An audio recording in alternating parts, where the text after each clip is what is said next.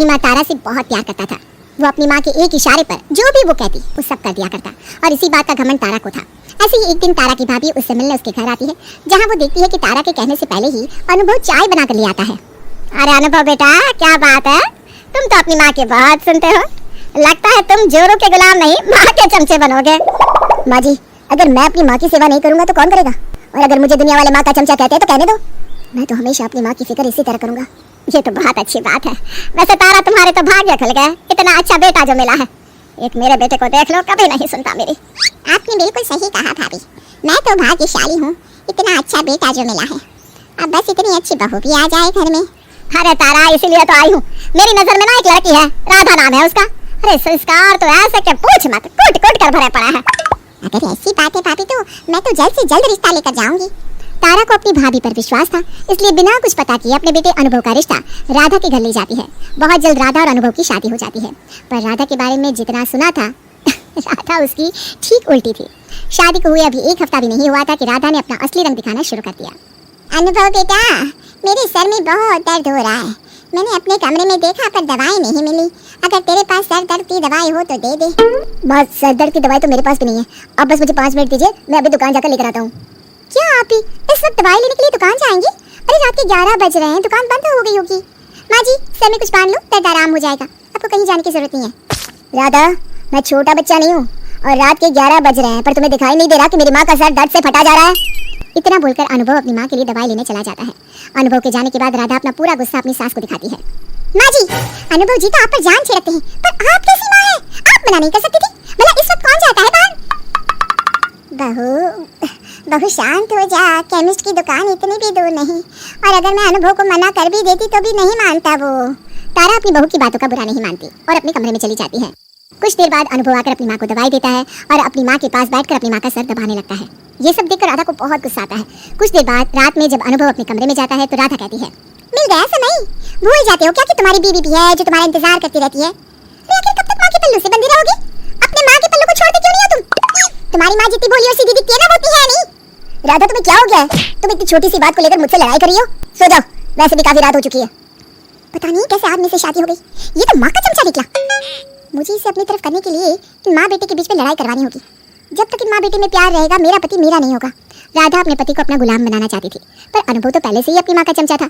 इसीलिए राधा तारा और अनुभव के बीच में फूट डलवाने की कोशिश करती है। ऐसे ही एक दिन अनुभव के आते ही राधा जानबूझकर गिरने का नाटक करती है। माँ जी, इतनी छोटी सी गलती के लिए आपने मुझे जानबूझकर धक्का दे दिया। आपने ऐसा क्यों किया माँ जी? क्या हुआ राधा? देखो ना अनुभव, आज मुझसे चाय थोड़ी मीठी बन गई। मैं माँ जी के लिए दूसरी चाय बनाकर ला रही थी, पर माँ जी ने जानबूझकर मुझे पीछे से धक्का दे दिया और मैं फर्श पर गिर गई। नहीं बहू, मैंने कुछ नहीं किया। तो अनुभव के सामने इस तरह से झूठ क्यों बोल रही है? उल्टा जब तू गिरी तो मैंने ही तो तुझे उठाया और तुझसे पूछने ही वाली थी कि क्या हुआ, पर तू तो सारा झूठा इल्जाम मुझ पर लगा रही है। क्या? मैं झूठा इल्जाम लगा रही हूँ? सही कहा बाजी, मैं तो झूठी हूँ। अनुभव जी आपकी बात पर विश्वास करेंगे। राधा, बात विश्वास करने की नहीं है, बात गलतफहमी की है। ऐसा भी तो हो सकता है ना कि तुम्हें कोई गलतफहमी हुई हो, क्योंकि मेरी माँ कभी ऐसा नहीं कर सकती। मैं अपनी माँ को बहुत अच्छे से जानता हूँ।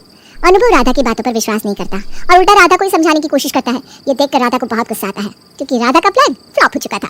समय यूं ही बीतता है। समय के साथ जानबूझकर राधा अपने पति के कान भरती और हमेशा अपनी सास की कंप्लेंट करती। ऐसे ही एक दिन, मेरा हाथ कितना जल रहा है अनुभव जी, क्या आप मेरे लिए कोई दवाई ला सकते हैं? दवाई? दिखाओ तो क्या हुआ अपने हाथ को। अरे राधा, तुम्हारा हाथ कैसे जला? तुम्हारा ध्यान कहाँ रहता है? तुम कोई भी काम सही से क्यों नहीं करती? चलो हम डॉक्टर से दवाई ले आते हैं। अनुभव जी, मैं बिल्कुल ठीक हूँ और ये हाथ काम करते वक्त नहीं जला था, लेकिन माँ जी ने। माँ ने क्या किया राधा? नहीं, रहने दीजिए अनुभव जी, आप मेरी बात पर विश्वास नहीं करेंगे, क्योंकि आपके लिए तो आपकी माँ ही सब कुछ है। चाहे फिर एक दिन मैं मरी क्यों न जाऊं। राधा बेचारी बनने का नाटक करती है और अनुभव को उसकी माँ के खिलाफ भड़काती है। धीरे धीरे समय के साथ अब अनुभव भी अपनी बीवी की बातों में आने लगता है।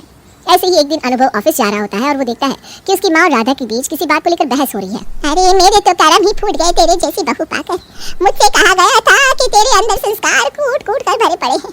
मुझे क्या पता था कि ससुराल में आने के बाद तुम मुझे ही कुटेगी। घर का एक काम नहीं करती, पर मेरे बेटे के सामने ऐसे जताती है जैसे मैंने तुझे इस घर का नौकर बना रखा हो। माँ जी, कल सच में मेरी तबीयत बहुत खराब हो गई थी, इसलिए काम नहीं कर पाई, पर मैं वादा करती हूँ आज घर के कामों में कोई कमी नहीं होगी। आप प्लीज नाराज मत होइए, आपकी नाराजगी से मुझे बहुत डर लगता है। हैं? तो अचानक शेरनी से भीगी बिल्ली कैसे बन गई? माँ ये सब क्या है? अब क्यों सुबह सुबह राधा पर भड़क रही हो? राधा तुम्हारी तबीयत ठीक नहीं है ना, तो तुम घर के काम क्यों करोगी? जाओ जाकर आराम करो। माँ राधा जब तक ठीक नहीं हो जाती वो घर का कोई काम नहीं करेगी। अरे तेरी बीवी करती ही कौन सा काम है? इतना बोलकर तारा भी गुस्से में वहाँ से चली जाती है। समय के साथ राधा धीरे धीरे अनुभव को अपनी तरफ कर लेती है। अब इसी तरह से कुछ दिन बीत जाते हैं और अनुभव हमेशा राधा की साइड लेने लगता है। ऐसे ही एक दिन तारा घर में झाड़ू लगा रही थी। राधा आराम से बैठकर टीवी देख रही थी, पर अनुभव को आता देखकर जानबूझकर राधा अपनी सास का झाड़ू पकड़ लेती है और रोने का नाटक करती है। बस कीजिए माँ जी, आखिर मुझे झाड़ू से क्यों मार रही है? गलती क्या है मेरी? माँ आपकी हिम्मत कैसे हुई मेरी बीवी पर हाथ उठाने की? आज तक आप मेरी बीवी को नीचा दिखाते रही, उसे खरी खोटी सुनाती रही, मैंने आपसे कुछ नहीं कहा, पर अब मैं अपनी बीवी के ऊपर और कोई अत्याचार नहीं सहन करूंगा। अनुभव बेटा तू पागल हो गया है क्या? मैं क्यों तेरी बीवी को मारूंगी? अरे मैं तो घर में झाड़ू लगा रही हूँ और तेरी बीवी आराम से टीवी देख रही है। माँ मैंने खुद देखा है। अनुभव तेरी बीवी एक नंबर की नौटंकीबाज है, ये हम दोनों के बीच में लड़ाई लगवाना चाहती है। मैंने तेरी बीवी को नहीं मारा, बल्कि उसने तुझे आता देख जानबूझकर मेरा झाड़ू पकड़ा ताकि तुझे ये लगे कि मैं तेरी बीवी को मार रही हूँ। बस करो माँ, मैं अब और बर्दाश्त नहीं कर सकता। अब से मैं और राधा आपसे अलग रहेंगे, मुझे आप पर विश्वास नहीं है। अनुभव जो अपनी माँ के कहने से पहले ही अपनी माँ की बात समझ जाता था, आज वो अपनी माँ के लाख समझाने पर भी उसकी बात नहीं मानता और अपनी बीवी के लिए अपनी माँ से ही लड़ जाता है।